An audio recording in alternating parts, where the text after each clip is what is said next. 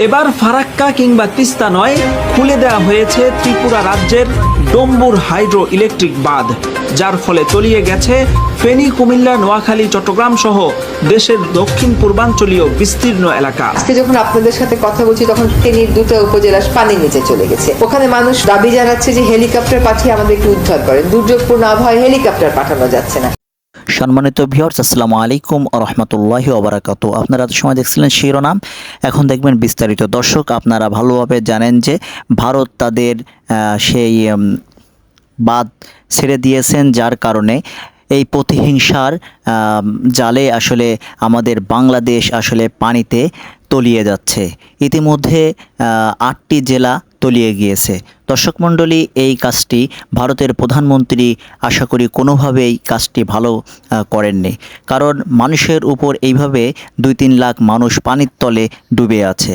দর্শক মণ্ডলী, আপনারা ভিডিওটুকু দেখলে বুঝতে পারবেন যে আমাদের বাংলাদেশের কি পরিস্থিতি, কিভাবে একটি মানুষ কিভাবে পারে মানুষকে এইভাবে বিপদে ফেলতে।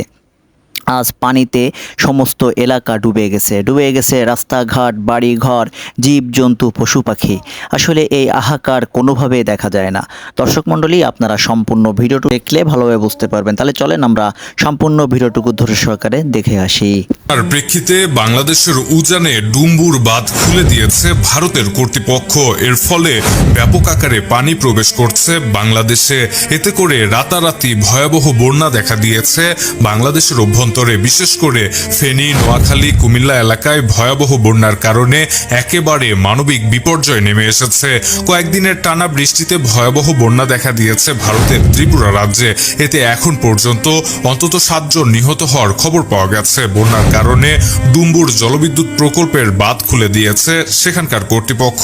এর ফলে হুহু করে পানি ঢুকছে বাংলাদেশে। এদিকে বাংলাদেশের অভ্যন্তরের ভয়াবহ বন্যার প্রেক্ষিতে এরই মধ্যে অন্তত 100 গ্রাম তলিয়ে গেছে।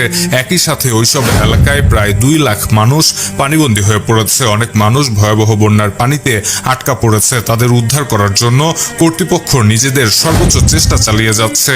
খোঁজ খবর নিয়ে জানা গেছে ইতিমধ্যে সেনাবাহিনীর পক্ষ থেকে বন্যা দুর্গত এলাকায় সেনা সদস্যদের পাঠানো হচ্ছে।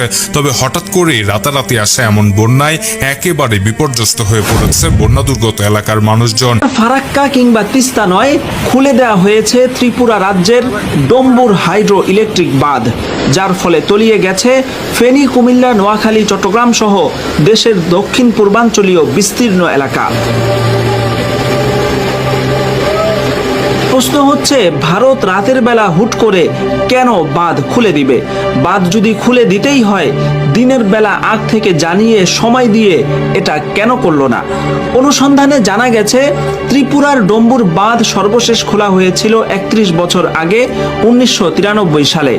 এরপর গত কয়েকদিন ত্রিপুরায় ভারী বর্ষণে যখন বন্যা পরিস্থিতির আশঙ্কা দেখা দিল, তখন বলা নেই কওয়া নেই, গত রাতে বাংলাদেশের মানুষ যখন গভীর ঘুমে আচ্ছন্ন, সেই মুহূর্তে হুট করে বাঁধ খুলে দিয়ে এদেশের বিস্তীর্ণ এলাকা পানিতে ডুবিয়ে ফেলল ভারত, যারা আবার নিজেদেরকে বাংলাদেশের বন্ধু রাষ্ট্র দাবি করে।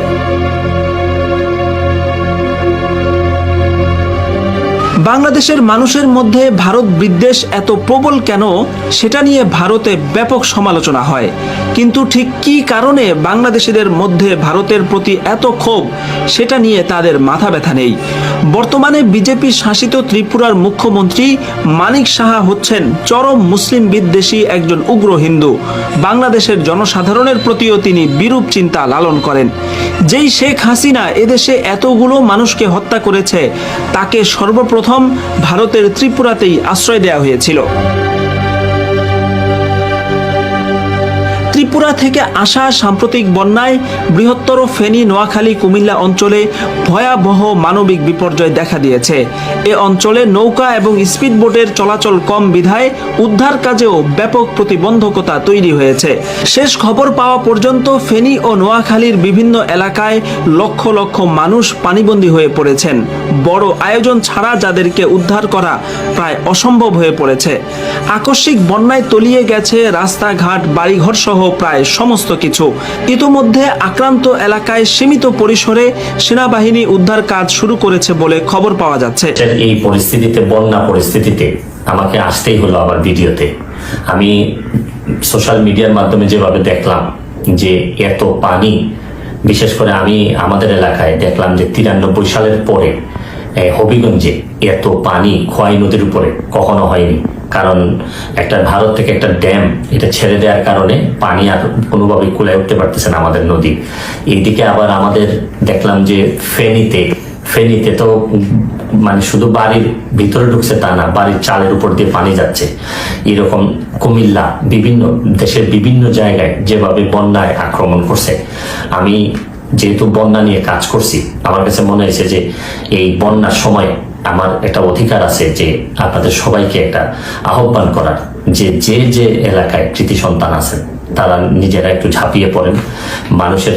কারণ দূর থেকে বন্যা বলতে আমরা পানি দেখি, কিন্তু আপনি যদি কাছে যান, প্রতিটা পরিবার যে কি পরিমাণ কষ্ট হয়, কাছে গেলে বুঝতে পারবেন যে মানুষের। প্রিয় ভিউয়ার্স, এবার আপনাদের আরেকটি ভিডিও দেখাবো, যে দেখবেন যে কিভাবে 1 মিনিটের ভিতর কিভাবে আপনার ধানের জমি এবং কিছু লোকজন দেখবেন যে কিভাবে তারা দৌড়ে পালাচ্ছে। 1 মিনিটের ভিতরে পুরো জায়গাটা পানিতে একদম মিশে গেল, একদম পানিতে থই থই করছে। চলেন সেই দৃশ্যটুকু আরেকটু দেখে আসি।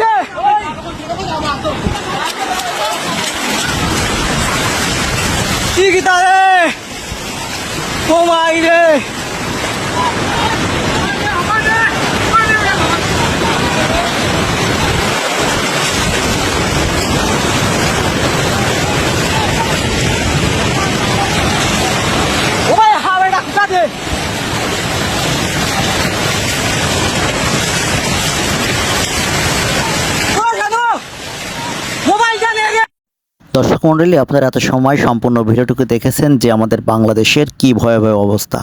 আসলে বাংলাদেশের 8টি জেলা এইভাবে পানিতে তলিয়ে আছে।